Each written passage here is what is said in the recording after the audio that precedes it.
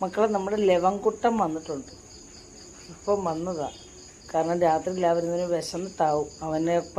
അവൻ്റെ അനുയായികളും കൂടുണ്ട്. എന്ത് ചെയ്യാനാ, ഇച്ചിരി ചോറ് കൊടുക്കട്ടെ മക്കളെ, കഷ്ടമില്ല. അവൻ വിശന്ന് വന്നതാ. അതൊക്കെ ഒന്ന് കുറേ നേരം കൊണ്ട് കരയുന്ന ശബ്ദം കേട്ട് ഞാൻ ഇറങ്ങിയപ്പോൾ ഇപ്പം അവനും ഉണ്ട്, വേറെ 2 വലിയ പട്ടികളും ഉണ്ട്. ഒരാൾ അവനെ ഉപദ്രവിക്കുന്നതാണ്, എങ്കിൽ പോലും കൂട്ടുകൂടി വന്ന് കിടക്കുക. കഷ്ടമല്ലേ. പുറത്തിട്ട് കൊടുക്കുന്നില്ല, അകത്തിട്ട് കൊടുക്കുക. ഇതാ കിടക്കുന്നു. അവൻ്റെ അമ്മാവനാണ് അടുത്ത് കിടക്കുന്നത്. പക്ഷെ അവന് ഇഷ്ടമല്ല. ആരോ വരുന്നുണ്ടുകൊണ്ട് 2 പേരും എണ്ണിച്ചങ്ങ് പോവുക.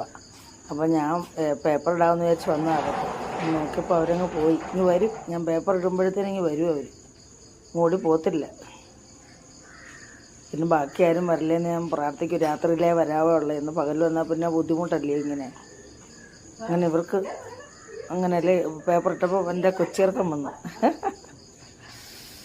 പിന്നെ മറ്റേവനും വന്നു. അപ്പോൾ ചോറ് ഇട്ട് കൊടുക്കാമെന്ന് വിചാരിച്ച് ചോറ് എടുത്തുകൊണ്ട് വരുമ്പോൾ 2-3 പേര് വരുന്നു. അങ്ങൊന്ന് പേടിച്ച് പട്ടി കിടക്കുന്ന കണ്ടുകൊണ്ട് അങ്ങനെ ഞാൻ അവരെ അങ്ങോട്ട് വിടുക.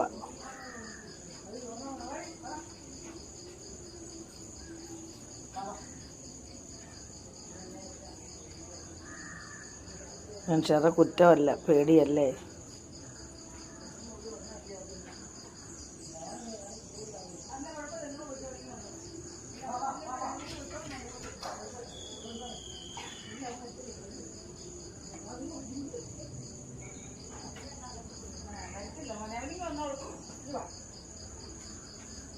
പിന്നെ ഞാൻ ഇവർക്ക് ചോറിട്ട് കൊടുക്കുക.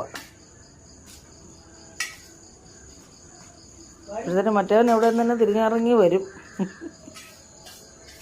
ഇഷ്ടം.